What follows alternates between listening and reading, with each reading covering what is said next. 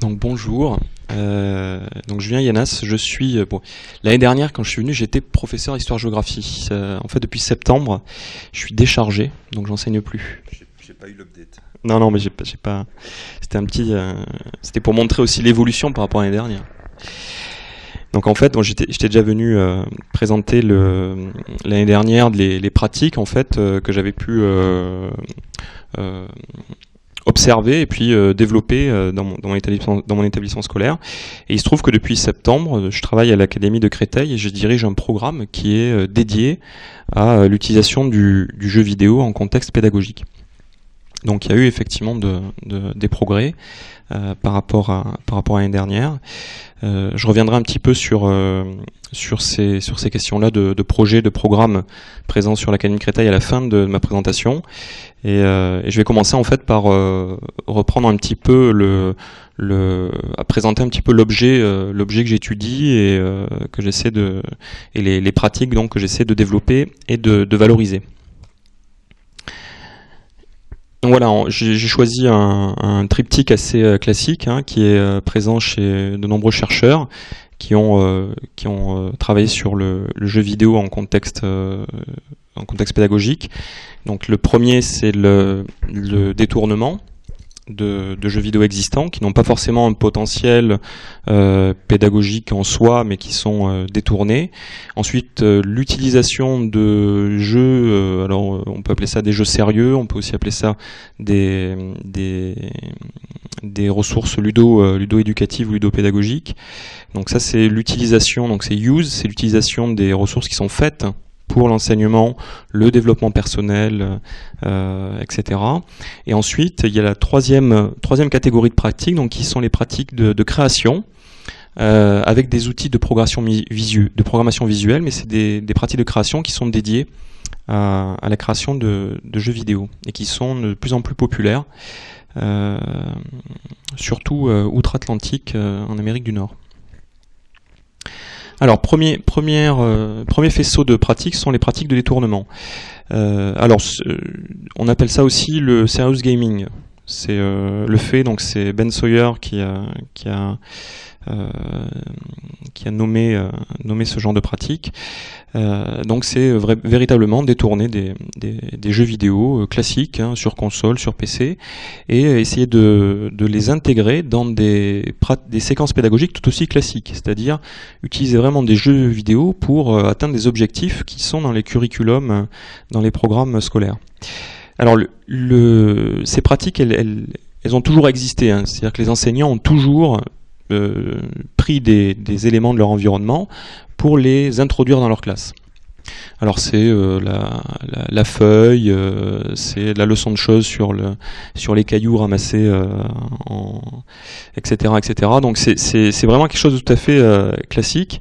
Et donc ces pratiques, ce faisceau-là de pratiques, c'est structuré à travers 3 études. Alors la première, c'était une étude du MIT Education Arcade au début des années 2000, qui s'appelait Game to Teach.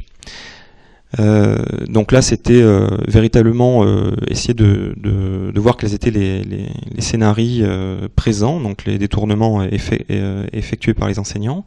Ensuite, il y a eu une deuxième étude au milieu des années 2000 qui a été commanditée par le BECTA. Et quand je dis commandité, donc c'est Teaching with Games, c'est parce qu'en fait là, il a été question de forcer un petit peu la main aux enseignants, non pas leur forcer la main, mais leur proposer des jeux. Donc il y avait Knights of Honor, il y avait Roller Coaster Tycoon, donc des jeux de gestion, des jeux de stratégie en univers médiéval.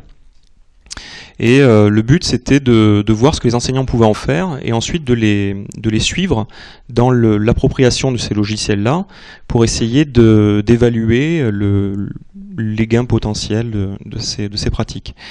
Et ensuite, la dernière étude qui a concerné tout le continent européen, c'est l'étude Games in Schools, une étude donc très récente, 2008, et qui a permis donc là un petit peu comme dans le même esprit que Game to Teach de voir ce qui se faisait sur le terrain. Et donc là, il y a eu plusieurs scénarios qui ont été observés et rapportés dans cette étude. Donc, pour bien montrer ce que ça peut être, hein, ce genre de pratique. Donc là, on a un jeu, donc c'est un jeu de karaoké, donc c'est Lips sur Xbox ou SingStar sur PlayStation. Il y a des enseignants qui s'en servent pour l'apprentissage de la langue, pour l'apprentissage de l'anglais notamment.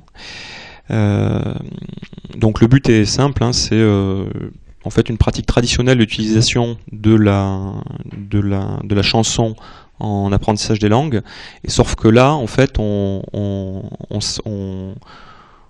s'aide en fait d'un environnement logiciel qui rend la chose plus facile, puisque on a un guide pour le rythme, on a des barres de complétion pour la durée de la prononciation, et donc il y a effectivement pour des questions de motivation, mais aussi parce que l'environnement le permet, on s'aperçoit que les élèves en fait ont tendance soit à répéter ces chansons-là et ces exercices-là, soit à s'auto-corriger en entendant les paroles, mais aussi en essayant de repérer un petit peu les barres de complétion pour pas trop dépasser dans la prononciation, sachant aussi qu'il y a ces barres de complétion, elles sont disposées selon la hauteur de voix. Donc ça c'est un peu primaire, hein. Il faut savoir qu'aujourd'hui il y a des petites entreprises du monde du jeu vidéo, notamment une entreprise qui s'appelle Voxler, qui faisait du moteur de karaoké pour la Wii, et qui est en train de développer actuellement un moteur de reconnaissance vocale spécifique pour l'apprentissage des langues. Donc là, normalement, ça devrait être produit et disponible, je pense, à la rentrée de septembre.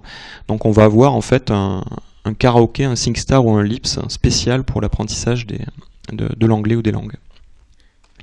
Deuxième étude de cas, c'est le RPG aventure, donc le jeu de rôle scénarisé, très scénarisé.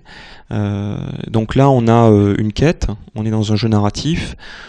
On peut travailler avec les outils de l'analyse du récit pour l'enseignant de lettres, mais aussi pour l'enseignant de langue. On peut mettre en place des stratégies d'inférence très riches. Hein, l'élève, lorsqu'il est immergé dans ce jeu, il a un avatar qui prend des risques. Il y a une immersion qui est assez importante, donc il est motivé pour découvrir le sens des mots qui lui échappent, surtout si la réussite des quêtes qui lui incombent sont relatives à ces problèmes de vocabulaire. Deuxième faisceau de pratique, donc c'est l'utilisation. Alors moi je me suis intéressé et je développe et je valorise que l'utilisation des jeux sérieux en classe. Alors il y a un terme qu'on appelle l'EduGames. Là je me fonde sur la typologie qui a été faite par Julien Alvarez et Damien Djaouti dans leur livre Introduction au Serious Game. Et ensuite donc j'essaie de donner une petite définition du jeu sérieux. Mais un peu biaisé, hein, puisque pour moi le jeu sérieux c'est un jeu vidéo dont l'objectif principal est de former ou d'informer. Donc c'est vraiment, là on est plutôt dans ce qu'on appelle EduGames. Alors l'utilisation, là je parle un petit peu de mon travail, puisque là en tant que chargé de mission jeu sérieux, qu'est-ce que je fais dans l'Académie de Créteil? J'essaie de faire un travail de veille avec des collègues sur les ressources existantes, les jeux sérieux qui ont un potentiel pédagogique. Alors par exemple, si on prend des thématiques comme l'éducation au développement durable, on peut trouver une centaine de jeux sur ce domaine-là qui peuvent être intégrés en classe. Si on prend l'apprentissage de l'anglais, on a aussi également tout un syllabus de jeux très intéressant, où on peut vraiment faire des leçons de civilisation avec certains jeux sur le système politique anglais, sur la planification urbaine à l'américaine, etc., etc. Ensuite, ce travail de veille sur les ressources, il est accompagné d'un travail de veille sur les pratiques, qui sont très très très minoritaires. Ça, donc je coupe peut-être l'herbe sous le pied pour les questions. C'est des pratiques qui sont très très minoritaires. C'est-à-dire que sur l'Académie de Créteil, au bout de 4 à 5 mois de veille, alors bon, pas très, je ne suis pas consacré uniquement à ça, mais on repère une quinzaine d'enseignants qui ont tenté d'utiliser le jeu vidéo. Et là je parle bien de jeux vidéo parce qu'effectivement si on prend le jeu de plateau ou les jeux de cartes ou le jeu de rôle classique, alors là par contre on est dans des pratiques qui sont beaucoup plus communes et qui sont très très importantes dans certaines matières ou dans certains niveaux d'enseignement. Mais pour le jeu vidéo, c'est encore quelque chose de très marginal. Et on est loin des modèles américains ou danois où on a des écoles qui tournent leur pratique uniquement vers ce média-là, l'analyse de ce média, la création de ce média, etc. Ensuite, ce qu'on tente de faire aussi dans l'Académie Créteil, c'est de mettre en place c'est un peu prétentieux, mais une ontologie de ces jeux vidéo à potentiel pédagogique, en les classifiant en faisant une classification par niveau, discipline, apport pédagogique, une classification plus détaillée et plus théorique dont j'y reviendrai plus tard. Et ensuite, il y a des stratégies donc de soutien et de valorisation des expérimentations. Alors bon, il y a une rémunération supplémentaire en heures supplémentaires effectives. Il y a la construction de projets, l'accompagnement dans la construction de ces projets-là. Il y a la relation avec des partenaires pour avoir des matériels pour soutenir ces expérimentations. Donc c'est vraiment un programme assez complet, très divers, puisqu'en fait on se base sur les besoins de l'enseignant et sur sa motivation pour créer quelque chose et pour commencer à faire ce genre d'expérimentation-là. Dans l'univers des jeux sérieux, il y a des secteurs, des professions qui sont véritablement des professions phares, les branches ludophiles, on va dire. Donc ce sont aussi des branches qui consacrent le plus d'argent à la formation de leur personnel, en formation continue notamment. Donc on a la banque, les métiers de la santé, la gestion et puis l'armée. Donc on trouve beaucoup de jeux, par exemple pour un BTS banque, pour les sciences économiques et sociales, pour les sciences et techniques de gestion, on va trouver des jeux. Pour la santé, l'enseignement des sciences et techniques de la santé et du social, on va essayer de trouver des jeux. Pour l'éducation à la défense, il n'y a pas de souci en histoire géo pour trouver des références.